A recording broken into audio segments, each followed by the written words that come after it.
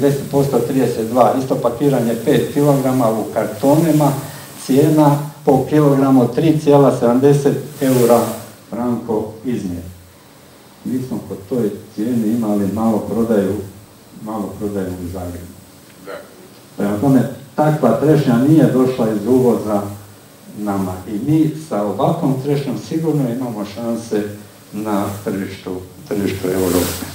Evo, uz jedan slajd, premium klase koju smo prodavali na tržištu Zagreba, sorta je Teflovan i vidite dolje je ovaj kalibrator. Najsitnija je 28, najkrupnija je 34. Kalibrator omogućuje 26 i 38, takve podove nismo ubacivali ovdje. O brendu, ovo je nekakav predložak za razmišljanje o brendu. A za sada hvala na pozornosti.